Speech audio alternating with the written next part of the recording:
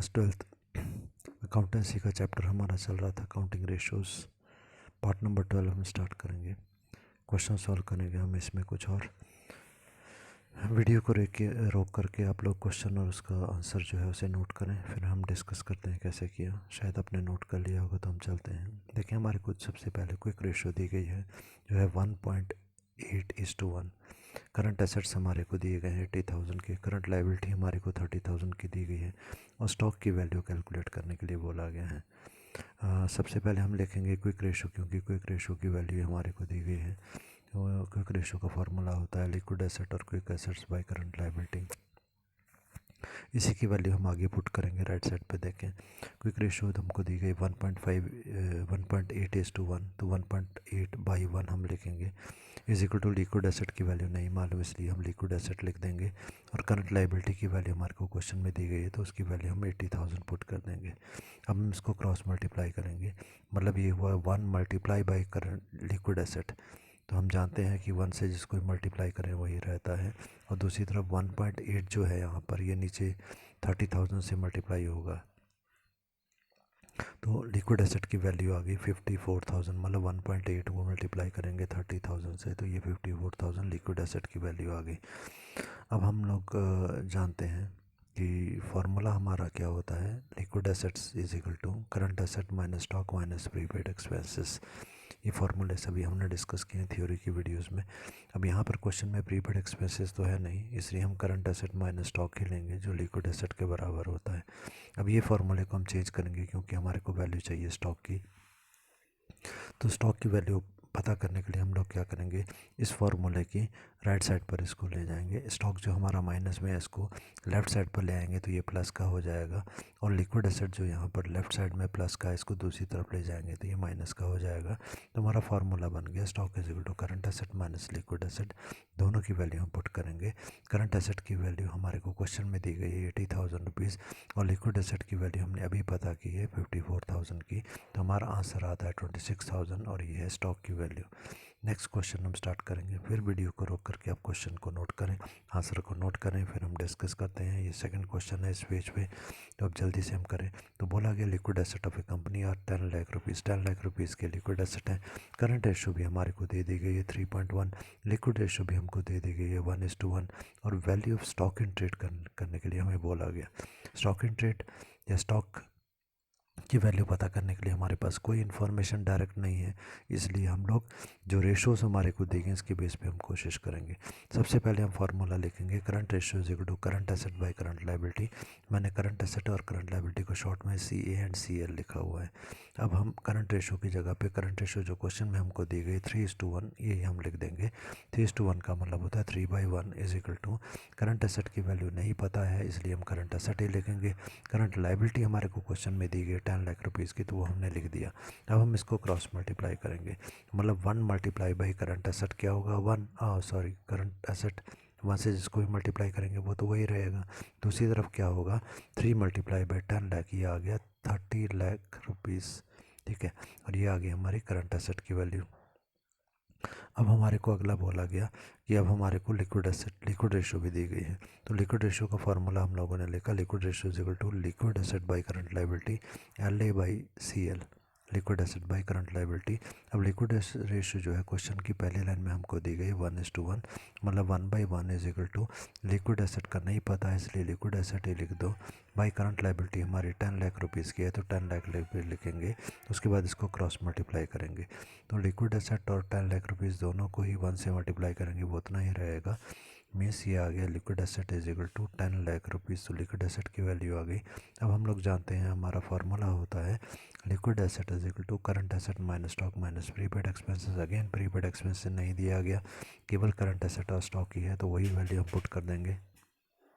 पर क्योंकि हमारे को क्वेश्चन में लास्ट में बोला गया स्टॉक की वैल्यू पता करने के लिए, तो हम स्टॉक की ही वैल्यू पता करेंगे, तो फार्मूले को हम चेंज करेंगे। ये ध्यान रखें, पहले भी बताया गया कि जिस चीज़ की वैल्यू पता करनी होती है उसको हम हमेशा प्लस बनाते हैं। तो स्टॉक देखें फार्मूले में हमारा जो है वो माइनस का है, जैसे हमने प्लस बनाना है तो उसको लेफ़्ट साइड पर ले आएंगे तो ये प्लस हो जाएगा। और राइट साइड पे तो करंट एसेट है ही, परंतु लेफ़्ट साइड पे जो लिक्विड एसेट है इसको हम दूसरी तरफ ले जाएंगे तो ये लिक्विड एसेट हमारा बन जाएगा। माइनस का बन जाएगा। अब वैल्यू पुट करेंगे, stock is equal to current asset 30,000, liquid asset 30 lakh और 10 लाख माइनस किया तो ये आ गया 20,000 रुपीज़, 20 लाख रुपीज़ आएगा शायद ये। ठीक है, अब नेक्स्ट क्वेश्चन हमारा जो है उसको हम वीडियो को रोक करके इसको हम नोट करेंगे। ठीक है, क्वेश्चन को नोट करें आप लोग और उसके बाद हम शुरू करते हैं इसको किस प्रकार से ये करना है।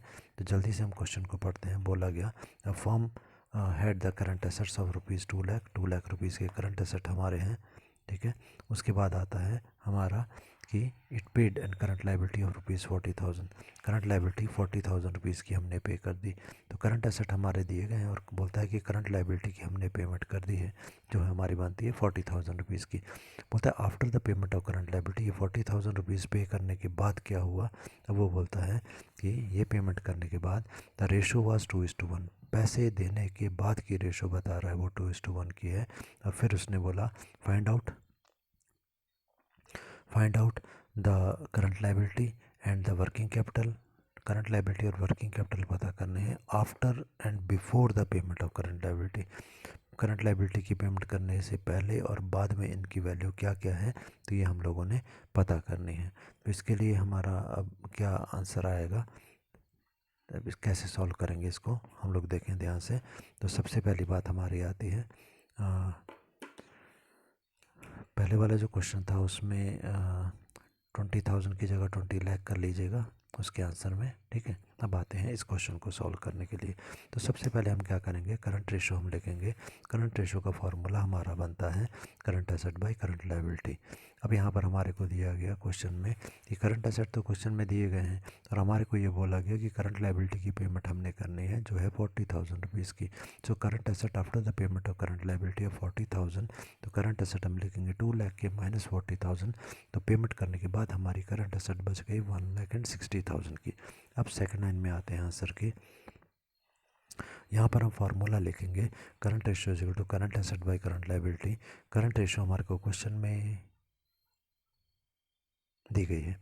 सेकंड लाइन देखें, after the payment of current liability, current liability की पेमेंट करने के बाद रेशो वाज 2:1।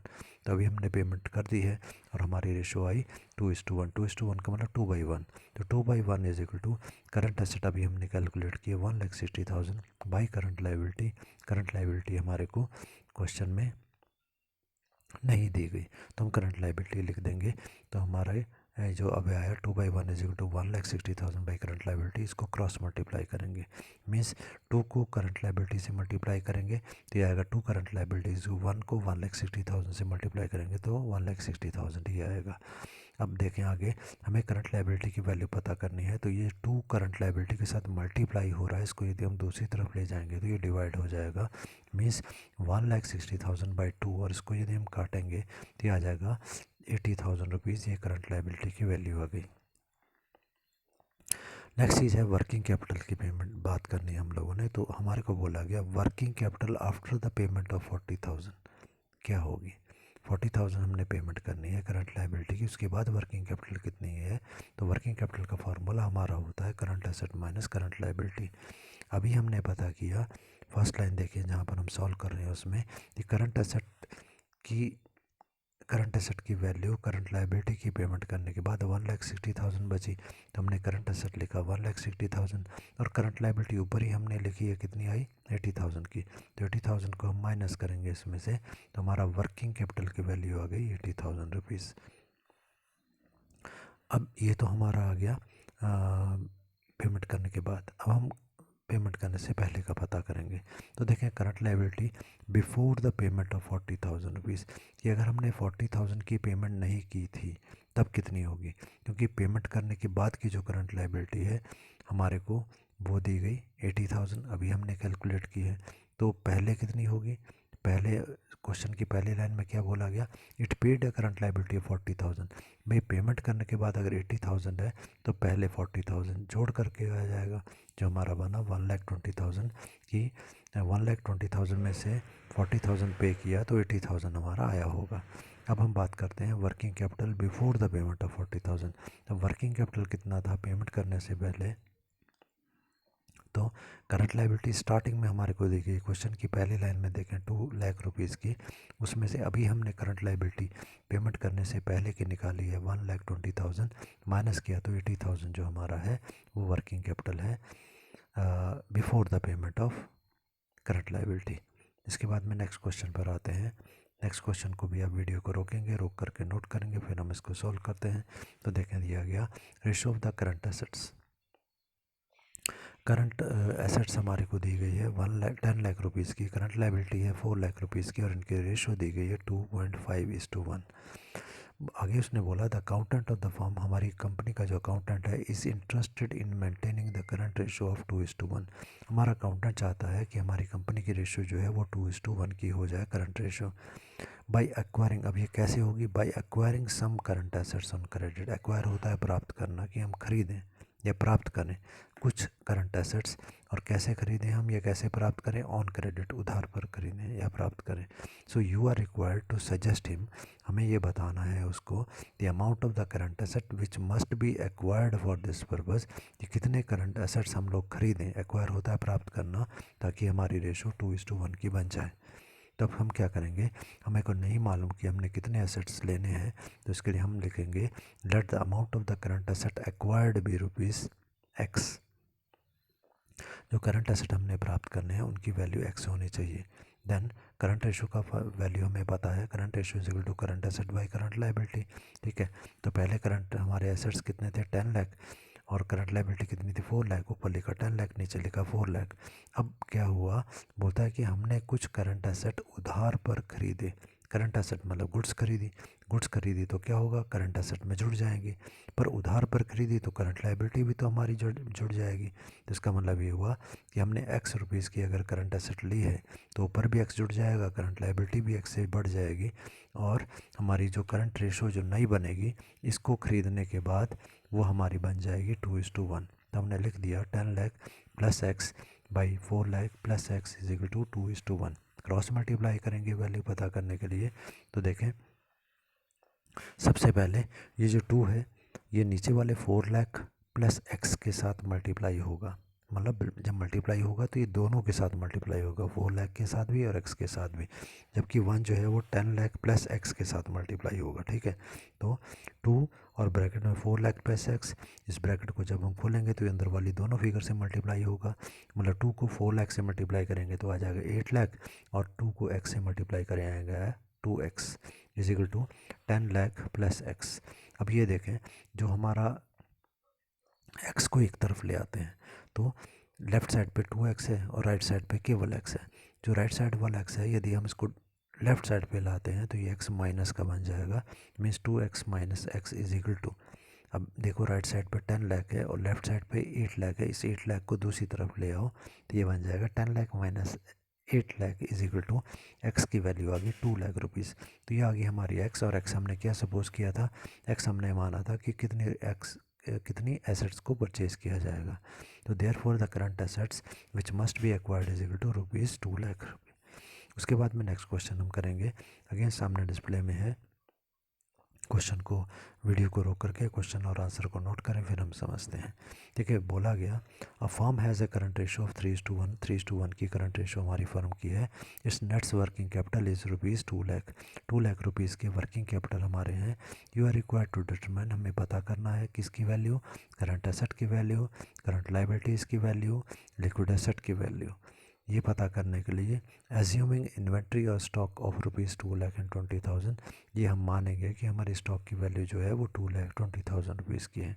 तो देखें कैसे सॉल्व करेंगे। सबसे पहले करंट रेशो हमको दी गई 3:1 की, तो हमने ये मान लिया कि हमारी करंट एसेट जो है, ठीक है, वो एक्स है, सपोज़ एक्स है। ठीक है, तब क्या करेंगे हम लोग, एक्स अब वैल्यू हमको दी गई है करंट रेशो की, तो फार्मूला पुट करेंगे। करंट रेशो का फार्मूला क्या होता है, current ratio is equal to current asset by current liability. ठीक है, हम डायरेक्ट वैल्यू लिख रहे हैं, तो करंट रेशो की जगह पे हम 3/1 लिख सकते हैं क्योंकि क्वेश्चन में ये रेशो हमको दी गई है। और करंट एसेट की जगह हमने क्या माना, एक्स। ठीक है, बाई करंट लाइबिलिटी की वैल्यू पता नहीं है। ठीक है, इसलिए अब इसको क्रॉस मल्टीप्लाई करेंगे तो क्या आ जाएगा, 3 multiply by current liability 3CL is equal to 1 multiply by x, तो एक्स ही होता है। अगर हमारे को करंट लाइबिलिटी की वैल्यू पता करनी हो तो 3 मल्टीप्लाई जो करंट लाइबिलिटी था, मतलब करंट लाइबिलिटी से 3 मल्टीप्लाई हो रहा है, इसको यदि हम दूसरी तरफ ले जाएंगे तो ये डिवाइड हो जाएगा, मतलब करंट लाइबिलिटी की वैल्यू आ जाएगी x/3। ठीक है, अब इसके बाद हम आते हैं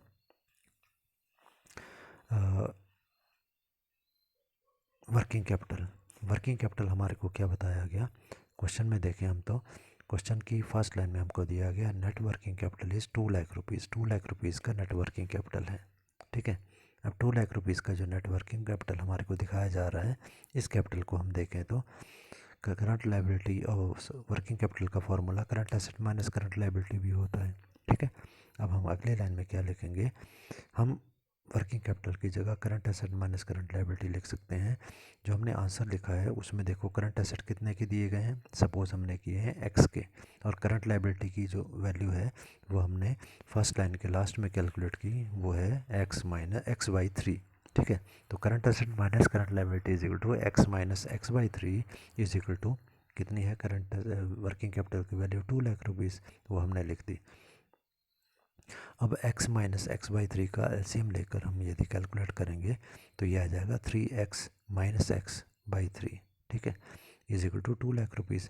तो 3x माइनस x कितना आ जाएगा, ये 2x/3 आ गया, is equal to 2x is equal to 2 lakh. 2x/3 is equal to rupees 2 lakh. ठीक है, अब ये जो 3 यहाँ पर डिवाइड हो रहा है 2x के नीचे, इसको यदि हम दूसरी तरफ ले जाएंगे तो यहाँ डिवाइड है तो अब इज इक्वल टू की दूसरी तरफ ये मल्टीप्लाई हो जाएगा। मीन्स हमारी वैल्यू आती है 2x is equal to 3 multiply by 2 lakh, जो आ गया 2x is equal to 6 lakh. या फिर अब जो 2x लिखा हुआ है तो हम x की वैल्यू पता करना चाहते हैं, इसलिए 2 को हम दूसरी तरफ ले जाएंगे। यहाँ पर ये 2x के साथ मल्टीप्लाई हो रहा है तो दूसरी तरफ जाकर ये डिवाइड हो जाएगा, मतलब x की वैल्यू आ गई 6 लाख/2, और काटेंगे इसको तो यह 3 लाख आ गया।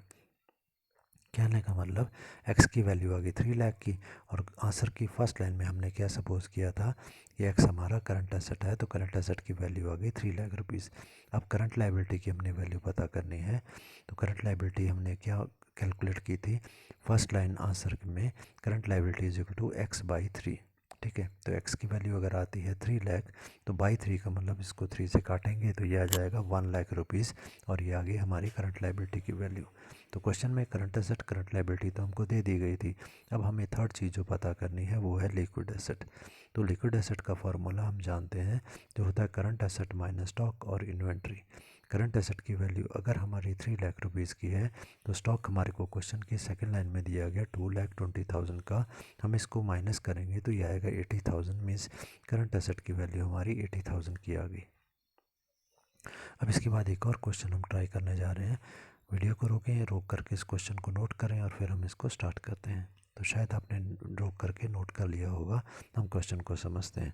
हमारे को दिया गया from the following balance sheet of A limited calculate debt equity ratio. Debt equity ratio हमने पता करनी है, तो बैलेंस शीट हमारे को दी गई है। हम स्टार्ट करते हैं इसको आंसर राइट साइड से। देखें, डेप्ट इक्विटी रेशो का सबसे पहले हम फार्मूला लिखेंगे, जो हमारा होता है डेप्ट total long term debts by shareholders fund. ठीक है, इस फॉर्मूले को हम लोगों ने थ्योरी की वीडियोस में बहुत डिटेल में समझा है, तो वहाँ पर आप इसकी डिटेल समझ सकते हैं। तो सबसे पहले हम लॉन्ग टर्म लोन्स या लॉन्ग टर्म डेट्स की वैल्यू कैलकुलेट करेंगे। इसमें कौन कौन सी चीज़ें आती हैं, वो सारी चीज़ें आती हैं जो हमारी बहुत लंबे समय के उधार होते हैं। इक्विटी शेयर प्रेफरेंस शेयर उधार नहीं होते, ये मालिकों का अपना पैसा होता है। लाइबिलिटी साइड देखते चलें, 15% डिवेंचर इसमें आते हैं। डिवेंचर बहुत लंबे समय के लोन होते हैं। टर्म लोन, ये भी बहुत लंबे टाइम के लोन होते हैं। सिक्योर लोन, कोई सिक्योरिटी रख के हम लोगों ने लोन लिया है। ठीक है, अब हमारे शॉर्ट टर्म लोन नहीं आएंगे क्योंकि इसमें केवल लॉन्ग टर्म ही लिए जाएंगे। पब्लिक डिपॉजिट इसमें आ जाती हैं। ठीक है, तो पब्लिक डिपॉजिट से भी हम लोग लंबे समय के लिए लेते हैं। प्रीमियम, सिंडिकेटर्स, रिजर्व वगैरह ये हमारे लॉन्ग टर्म लोन नहीं होते, तो इनको हम नहीं लेंगे। जो आइटम हमने लिखी हैं यही आएंगी। इनकी वैल्यूज हम पुट करेंगे 8 lakh plus 1 lakh plus 50,000 plus 2 lakh is equal to 11,50,000। ये हमारा आ गया लॉन्ग टर्म लोन की वैल्यू फार्मूले में पुट करने के लिए। अब फार्मूले के हिसाब से जो अगली वैल्यू चाहिए वो हमारी है शेयर होल्डर्स फंड। तो शेयर होल्डर फंड मतलब मालिकों का कितना पैसा लगा हुआ है, तो उसमें सबसे पहले इक्विटी शेयर कैपिटल आ जाएगा, मालिकों का पैसा है, प्रेफरेंस शेयर कैपिटल आ जाएगा, सिक्योरिटीज़ प्रीमियम, प्रीमियम का पैसा अगर हमको हमारे पास कुछ पड़ा हुआ है सिक्योरिटीज़ का, वो भी यहाँ पर आ जाएगा। उसके अलावा रिज़र्व एंड सरप्लस का जो पैसा होता है ये भी मालिकों का होता है, ये भी आ जाएगा। कैपिटल रिज़र्व का पैसा भी यहाँ पर आ जाता है। अब इसमें से क्या माइनस किया जाता है? प्रिलिमिनरी एक्सपेंसेस ये माइनस किए जाते हैं, क्योंकि वास्तव में ये हमारे फंड्स नहीं होते, बल्कि इनको राइट ऑफ करना होता है। Discount on issue of shares भी हमारे फंड्स नहीं होते। Loss on issue of debenture ये भी हमारी कोई संपत्ति नहीं होती। और प्रॉफिट एंड लॉस अकाउंट का बैलेंस भी हमारा कोई ज़्यादा संपत्ति नहीं होती। ठीक है, तो ये सारी आइटम्स हम इसमें माइनस करते हैं। तो हम लोग सबसे पहले वैल्यू लिखेंगे 6 लाख प्लस 5 लाख। उसके बाद हमारा आ गया 20,000 प्लस 60,000 प्लस 40,000। अब माइनस की वैल्यू आ जाएंगी 50,000 प्लस 10,000 प्लस 45,000 प्लस 3,95,000। ये कहाँ से आएगा? बैलेंस शीट की एसेट साइड पर आप देखेंगे, वहाँ पर प्रॉफिट एंड लॉस अकाउंट का नेट वैल्यू बाहर दी गई है, वो हमने ली है। इसको सॉल्व करके आ गया 7,20,000। अब आप ऊपर जाएंगे, वहाँ पर देखिए डेब्ट इक्विटी रेशियो का फार्मूला लिखा है, वहाँ पर इन दोनों की वैल्यू पुट कर देंगे। लॉन्ग टर्म लोन की वैल्यू है 11,50,000 ऊपर लिखा, नीचे हमारा शेयर होल्डर्स फंड 7,20,000, इसको नीचे लिखा और इसको यदि हम काटते हैं तो ये आता है 1.6:1।